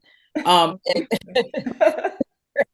she says, and be kind to yourself. And Dr. Zena, we talked about that earlier. I don't know if you remember when I started, but I said how I'm taller. As a kid, I was taller than everyone else. Same as you, I was taller than everyone else. And I just started loving myself. I learned in my late teens because of my mom to appreciate who I am and the fact that I am fearfully and wonderfully made. So I feel the same thing. How tall are you, Dr. Zena? I'm 5'9". How tall are you? Yeah, I'm about 5'10". Okay, so we're tall girls. We're the tall girls. Yes. I mean, I've got some weight now, so I don't look as fat as I used to. Right, ladies. All so, right. Dr. Joppy, thank you so much. It's been really wonderful having you on again with us. Thanks, Dr. Zena, for joining in from the UK. We want to welcome Deborah and Dominica, our ambassador there. She's at the Rosalie Bay Hotel, and we have a special presentation there by Jodie, who is into hair care and skincare, natural hair and skincare. All right, okay, it's a pleasure being here. Beautiful sunny day here in Dominica. We ready to go? All right, so we're gonna flip the camera so you can. So this is Jodie here, Dangleben, our connoisseur in natural hair products. All right, so I'm gonna flip it over so that you can see the presentation. Okay, great. Okay, wonderful. Okay, so my name is Jodie Dangleben, and I am the owner of Jaydees Natural, and we do natural organic hair and skincare. Now, a lot of us might have my type of hair, as you can see. If we have to look at the category of hair type, my hair is somewhat between 4B and 4C. And a lot of questions that I get, the most common ones are how to properly take care of hair. And the most popular question is, how do I let my hair grow, okay, when I have this hair type? So this is my model, Matiana, and Matiana will help me to demonstrate the key things that we need to do to help our hair grow. And I don't really like that term, help it grow, but we're going to talk about length retention, okay? So everybody here's hair grows, but we're going to concentrate on how we going to let that growth stay and be retained, okay? So as you can see, Matty's hair is freshly washed without any product in there. And the key thing for natural hair is to moisturize. When the hair is very dry, then it gets brittle, and that's what causes the hair to break, especially from the ends, which is the oldest part of the hair. So you want to concentrate applying whatever product you use for moisture to the ends and then throughout the rest of the hair. So we're going to use our leave-in. This is a very light water-based leave-in nectar or moisturizer. And in there we have some extracts. We also have bamboo extract, which is very good in strengthening the hair. We have passion fruit extract as well, and different oils and humectants in there. So the first thing you want to do after you have freshly washed your hair, you can just spritz on some of the moisturizer. Like I said, you want to concentrate on the ends first. And every time you apply water to your hair, you can see that it already starts to lengthen out. So it sort of prevents that shrinkage that we dread. So the moisture will help your hair to stretch out a bit. And in this way, it would be very easy now to manipulate the hair when you come to style. So before you style your hair in the morning, make sure that you apply moisture. This is something that you should do every day. Just apply moisture to the hair and then whichever products that you like. So I apply the moisture to the hair. I'll go in a bit with some more at the ends. And now that the moisture is in the hair, we want to now apply something to seal in that moisture. So we are going to go in with our whipped shea butter. So this is a mixture of different butters and oils. And this will in turn help the moisture that is already in the hair to stay in during the day. So we apply like a dime size amount. Again, you want to concentrate on the ends of the hair first, and then you pass it through the rest of the hair. All right. So that is basically what you want to do. And you don't want to use too many products, because what happens is that when you use a lot of products that prevent moisture from coming into the hair, let's say during the week, midweek after you've washed, then the hair becomes dry because that product will be preventing moisture from getting. So there are some products, for example, that contain silicone that actually block any moisture from coming into the hair. So you want to be careful with the types of products you use.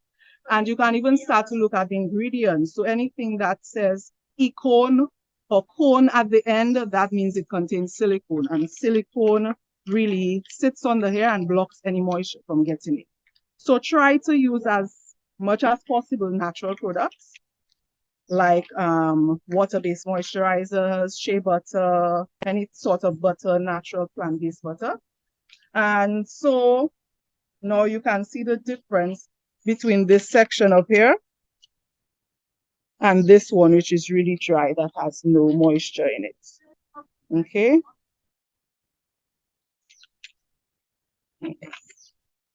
So I'm just going in with a little twist.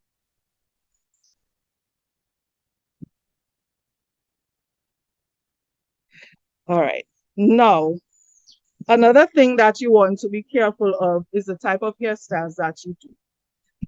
Because I said before, the ends of the hair is the oldest part of your hair, you want to treat it with more care. And so the hairstyles that you do, ensure that the ends of the hair are either tucked in or they are twisted or plaited properly and they are not exposed. So for instance, I'm going to show you a really quick style. I'm not going to do the entire hair, but I'm just going to show you how I will tuck it. Okay. So if we have, let's say, a band around her hair like this, just assume her hair is all up in one. A lot of people tend to just leave their hair like this. No, this is a recipe for disaster. When your ends are exposed to the elements, our hair is naturally kinky, most of us. And what happens is that you get a lot of knotting. It's dry, it's exposed to the sun, and we find that this part of the hair is very dry. So what you can do is, after you put your hair in the band, you can twist it.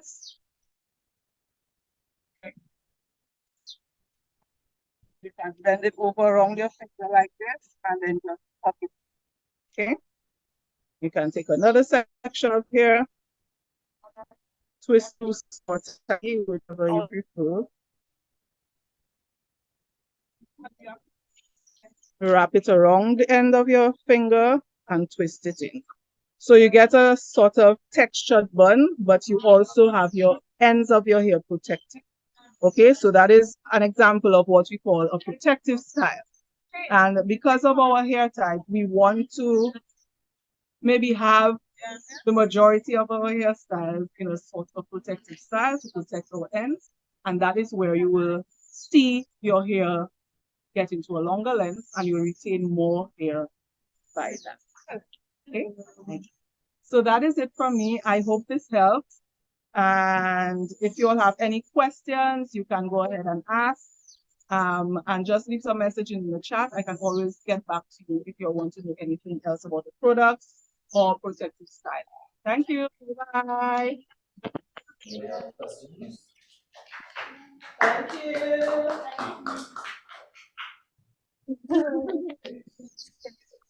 Thank you very much, Jodie and Deborah and Dominica, for a wonderful You're demonstration.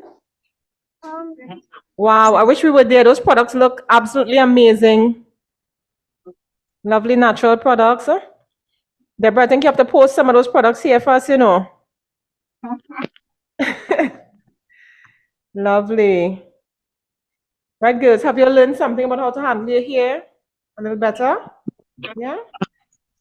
Any questions? We have the mic. Products, this is Dr. Robyn. The products look amazing. Is there a way, can you put it in the chat if we wanted to order? Can we order the products? Yes. Let's just see if we can go in the chat quickly. Okay. I'll just write it in the chat for everyone to see. So it's www.jaydees. Oops. Naturals. .com.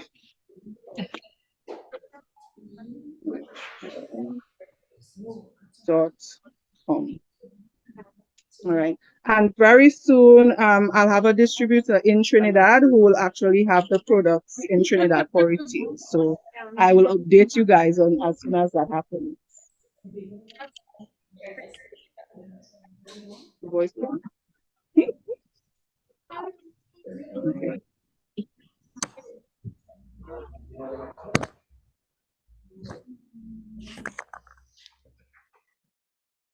Thank you very, very much for that demonstration. Jaydees, definitely going to follow you on Instagram and post the link with next week's meeting as well.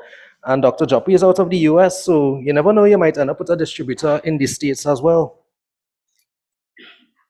That's true. So, well, I learned, I'm going to sit here so I end up in the camera frame. Well, hey, let me get some video time. Yeah, so what I've learned is that one of the reasons my bed might be drying up is because it's exposed to the elements. So I need to do a protective Right. So you moisturize it first, and then you use some sort of butter or heavy oil to seal in the moisture. Yeah, and put it on a protective corkscrew and twist it down. Yeah. Right. Well, yes, if you want to set a new trend, yeah. Right. Anybody else wants to? Wait, you pass for naps? Who pass for naps? Right. Yes. Right. So this is your opportunity. When I ask you, what did you do this summer? Well, Java, to go and tell them that you were speaking to a Dominican natural hair and skincare professional. So. Any more questions?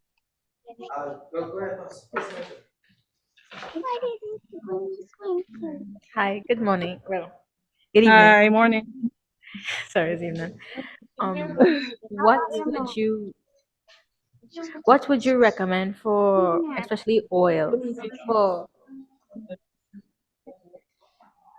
that? Hi, good evening. What oils would you recommend for sensitive skin?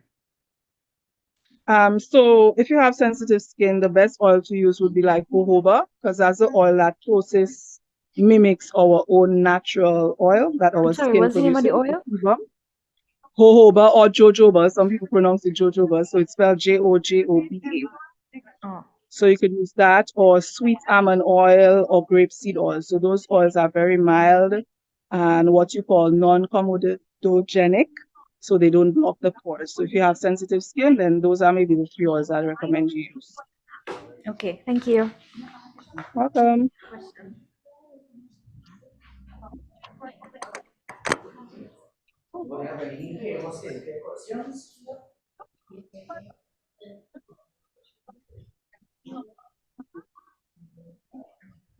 That's it for the question.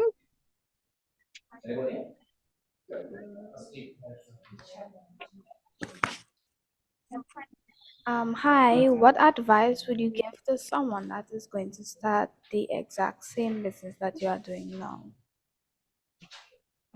Do a lot of research first. Study your market. So make sure that there are products that people actually want and try to be unique. So if there's something on the market already in the area that you are, try to, even though it's similar, but try to add some more value to it so that it draws people to your product more than the others that already exist. Thank you. Yeah, welcome. Anybody else have questions? I mean, this is the time, you know. Normally you would have to pay for a whole consultation. I have 5 more minutes, so if you have any more questions. Hi, me again. What would you recommend for dry skin?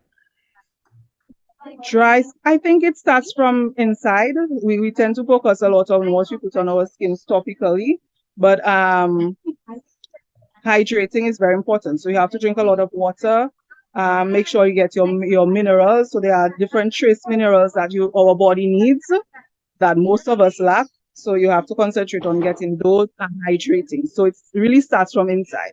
For me personally, when I don't drink a lot of water, I can see it in my skin. Like my skin gets very dry, and as soon as I start to drink my water, then it changes. So I think the first thing is to make sure that you get in all the water you need to get during the day. And if you have dry skin, try not to use a lot of oily products, because what you can do is to block your pores and then moisture cannot get in. So try and get like a water-based moisturizer for your skin and a very, very, very light, non-comedogenic oil to seal in the moisture. So the same applies to the skin like the hair. So we moisturize and then we use, if it's a light cream or light butter, to seal in the moisture in our skin and our hair. Hope that helps. Okay, thank you. Welcome. Good day. Hi. Good day. I have a question. I have a problem with my hair. It's growing because I'm using a product that I made up on my own. And but the corners, I have a problem with my corners. Okay. Well, that can be as a result of many different things. It can be genetic, sometimes stress, sometimes the hairstyles that we use, if we put any abrasive hair tools or accessories.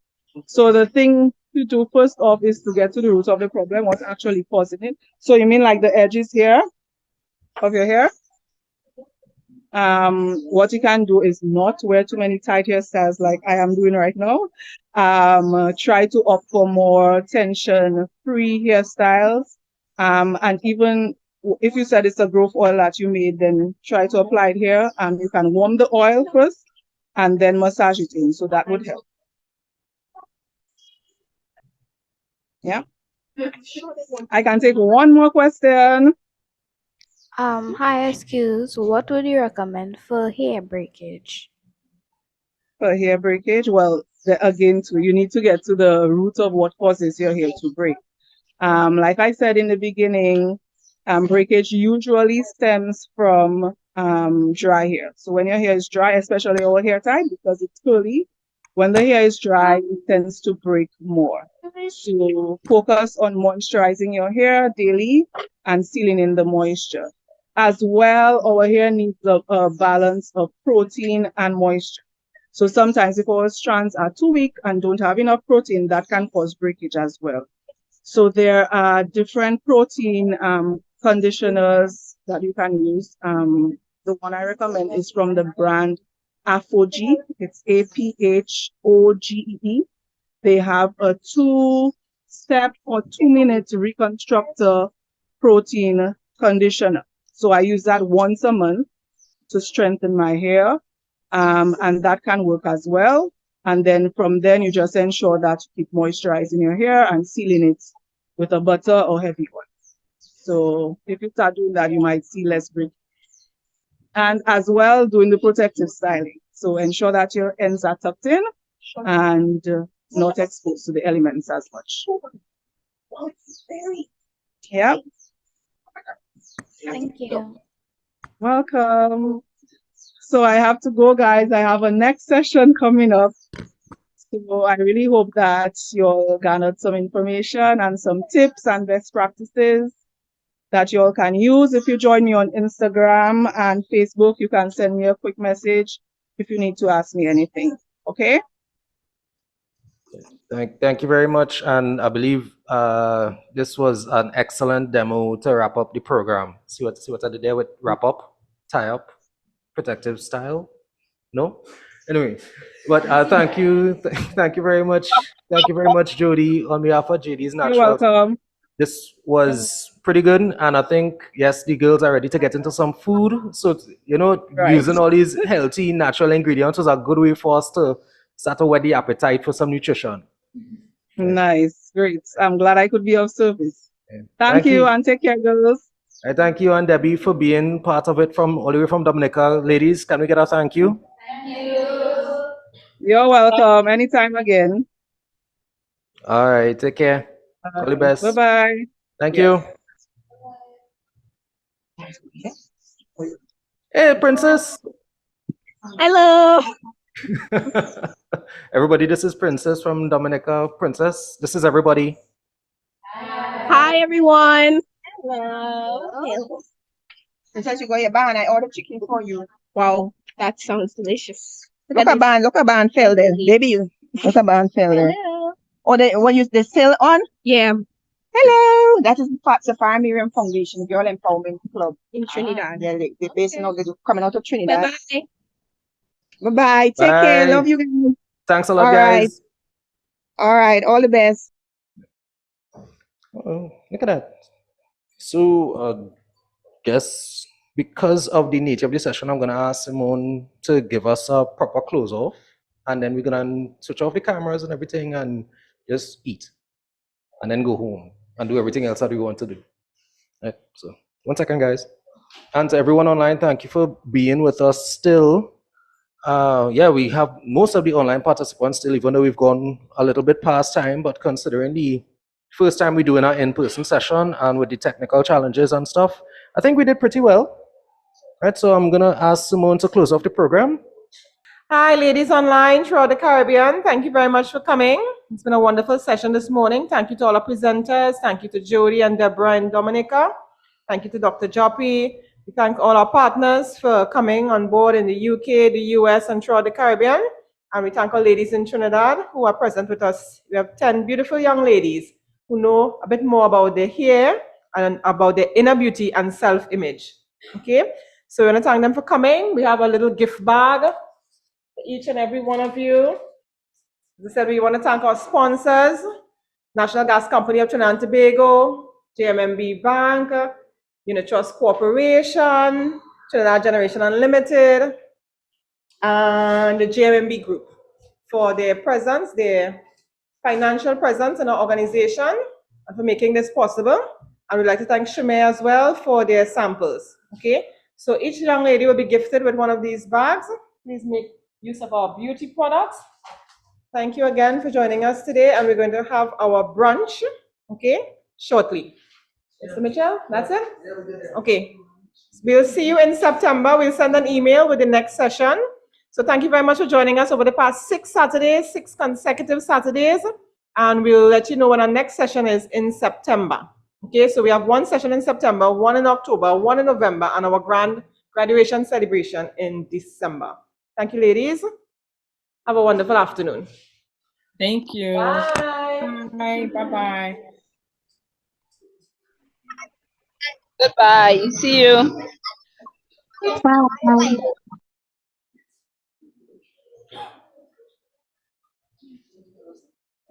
Bye-bye.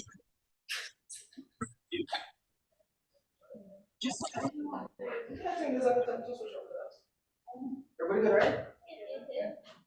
Wave by what's the other one? All right, Trying to bye guys, thanks for tuning in. Trying to get out. Everybody wave by, and I'll make for a nice dramatic exit. You women.